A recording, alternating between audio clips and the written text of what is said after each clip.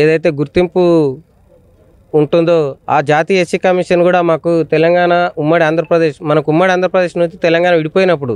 తెలంగాణలో ఉన్నటువంటి కులాలేవి వాటి జీవన స్థితిగతులు ఏంటివి అని జాతీయ ఎస్సీ కమిషన్ మనకు తెలంగాణ ప్రభుత్వానికి ఒక మెమో ఇచ్చినప్పుడు ఆ జీవో నెంబర్ 2 ప్రకారం ఇక్కడ కృష్ణా నది పరివాహక ప్రాంతాల్లో ఉన్నటువంటి కురువలు మాదాస్ కురువలు ఇక్కడ జీవిస్తున్నారు, వీరందరికీ కుల ధృవీకరణ పత్రాలు ఇవ్వాలని జాతీయ ఎస్సీ కమిషన్ చెప్పినంత వరకు కూడా మాకు కూడా కొద్దిగా తెలియలేకపోయింది. కాబట్టి ప్రభుత్వ అధికారులు చేస్తున్న కుల మార్పిడికి మేము కూడా కళ్ళు తెరుచుకోక ఏదైతే వాళ్ళు ఇస్తున్న కుర్బని మాకు ఎందుకు ఇస్తున్నారు అని అడగలేక మనకి ఏదైతే ఒక ఆధారం అనేది ఏం లేకపోయింది. తెలంగాణ వచ్చిన తర్వాత మనకు ఏదైతే కేంద్ర ప్రభుత్వం జాతీయ ఎస్సీ కమిషన్ జీవో నెంబర్ 1268 విడుదల చేసిందో ఆ జీవో ప్రకారమే ఏదైతే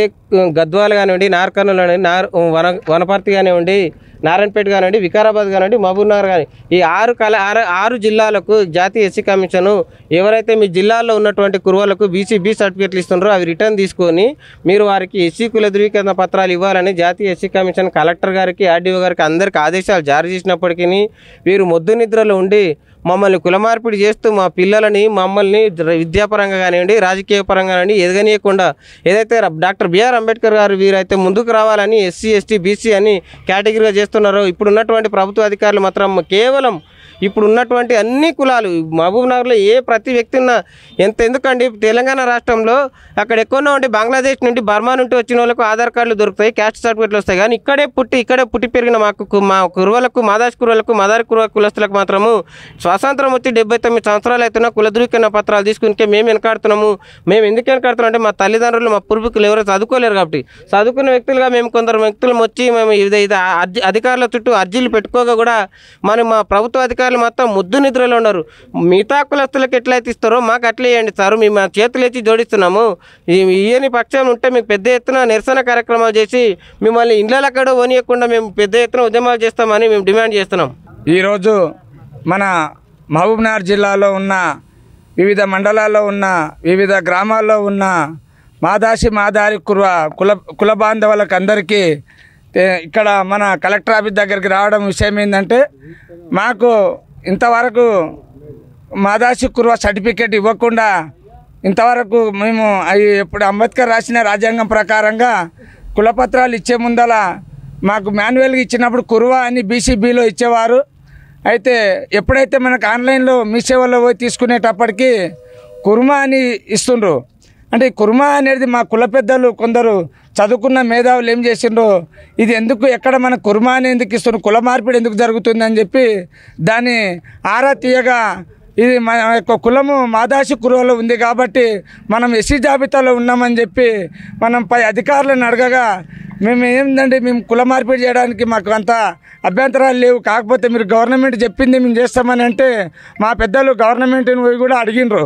మాకు ఎందుకంటే గవర్నమెంట్ని అడగం కూడా గవర్నమెంట్ కూడా అధికారులకు చెప్పింది. ఏమని చెప్పిందంటే ఇప్పుడు మాన్యువల్గా ఇచ్చిన కులపత్రాలు ఎవరికైతే ఇచ్చిండ్రో వాళ్ళకు మాదాసి కురువ ఎస్సీ జాబితాలో ఉంది కాబట్టి వాళ్ళకు ఆ సర్టిఫికేట్ ఇవ్వాలని చెప్పి